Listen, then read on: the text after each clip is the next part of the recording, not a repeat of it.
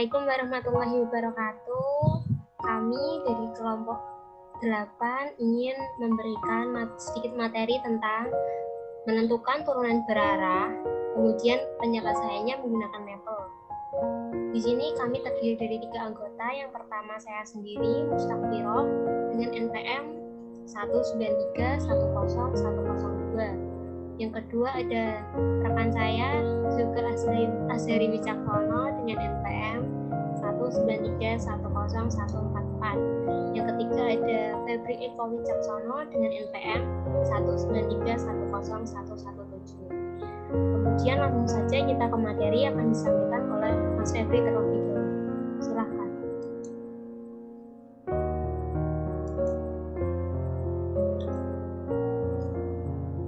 Ya, untuk kali ini kita akan membahas cara menentukan turunan berarah dari suatu fungsi di suatu titik dalam arah tertentu.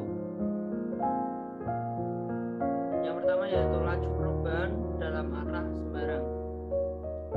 Misalkan titik Z terdapat pada fungsi koordinat XY, turunan parsial fx dan fy mengukur laju perubahan nilai f dalam arah sejajar dengan suku x dan suku y.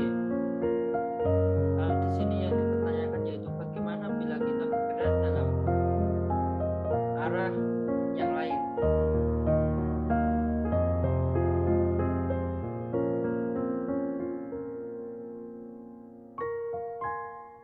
Seperti yang kita tahu, karena turunan berarah bersangkutan dengan turunan parsial, maka kita akan mereview terlebih dahulu sekilas mengenai materi turunan parsial. Di sini saya misalkan terdapat titik P dengan koordinat titik X, Y, I terdapat koordinat titik 1,0 dan titik Z dengan koordinat 0,1. Maka kedua turunan parsial dari Z sama dengan fungsi X, Y. Di titik P dapat didefinisikan ulang sebagai berikut. Fx P sama dengan limit H mendekati 0, di mana F P plus HI min FP per H. Untuk Fy P sama dengan limit mendekati 0, di mana F P plus H J min FP per H. Selanjutnya akan dilanjutkan oleh Mas Yoga.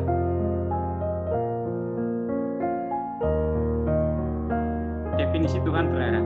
Dengan menggantikan I dan J dengan vektor suatu U sama dengan U1, U2 sembarang, maka kita dapat mendefinisikan turunan berarah dari Z sama dengan fungsi X, Y di P sama dengan X, Y sebagai DU VP sama dengan limit H mendekati 0, FP plus H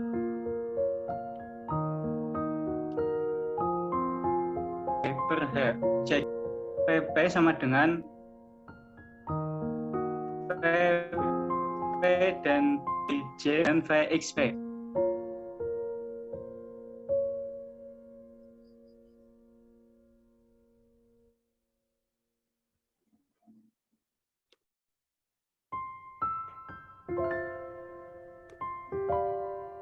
Teorema, misalkan F diferensialkan di P, maka F mempunyai turunan berarah di P dalam arah vektor satuan U sama dengan U1I plus U2J dan DU VP sama dengan U delta VP, yaitu DU V X, Y sama dengan U1 Fx X, Y plus U2 Fy X, Y.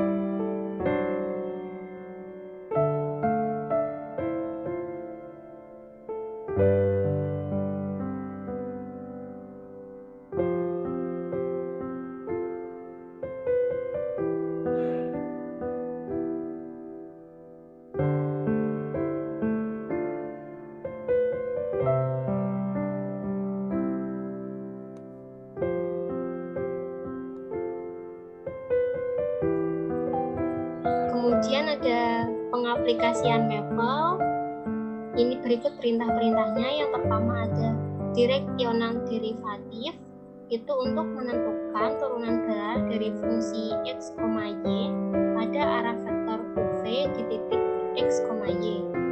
Kemudian ada directional derivative kedua, ini bedanya di sini ada A, B-nya, itu untuk menentukan turunan berarah dari fungsi x, y pada arah vektor UV di titik A, B. Kalau tadi di titik x, y, sekarang di titik A, B. Kemudian yang ketiga ada directional diff, itu untuk menentukan turunan berarah dari fungsi x, y pada arah vektor UV di titik x, y.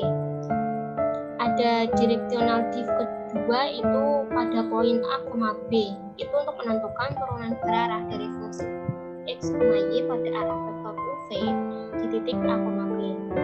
Kemudian ada yang ketiga, normalis, menentukan turunan berarah dari fungsi x, y pada arah vektor UV di titik x, y. Kemudian langsung saja kita ke contoh soal. Di sini diberikan fungsi x, y sama dengan 4x kuadrat ditambah xy ditambah 3y kuadrat. Di sini perintahnya ada dua. Yang pertama, kita disuruh menentukan turunan berarah di x, y pada arah vektor A sama dengan 4i plus 3j. Yang kedua ada menentukan turunan berarah di 2, -1 pada arah vektor A sama dengan 4i plus 3j. Kita langsung saja ke Maple.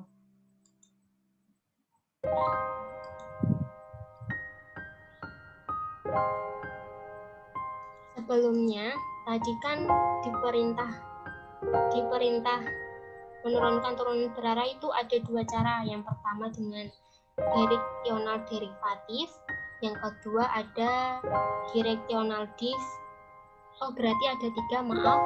Yang pertama directional derivative, yang kedua directional diff, dan yang ketiga ada perintah gradient. Di sini kita menggunakan perintah directional derivative. Kalau perintah directional derivative itu kita menambahkan with student multivariate calculus di atasnya. Kalau kita pakai perintah directional diff, kita pakainya with student, kurungnya itu vektor kalkulus. Kalau perintahnya gradient sama, pakainya with student vektor kalkulus. Langsung saja kita ke caranya. Tadi soalnya kan 4x kuadrat dikurangi xy ditambah 3y kuadrat. Kita masukkan saja, kita tulis dulu restart, kemudian with student multivariate calculus, kemudian perintahnya tadi directional derivative dengan fungsi 4 kali x kuadrat dikurangi x kali y ditambah 3 kali y kuadrat, kurung buka x, y sama dengan kurung buka x, y kurung tutup, 4,3 itu yang tadi 4i plus 3j. Kemudian hasilnya 5,8000x plus 2,8000y. Kemudian tadi perintah yang kedua kita disuruh menentukan di titik 2,-1.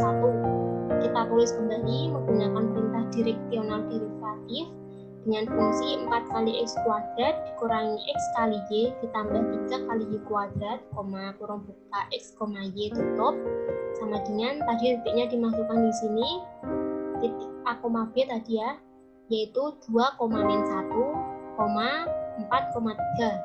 Jadi hasilnya 8,8000 sekian. Baik.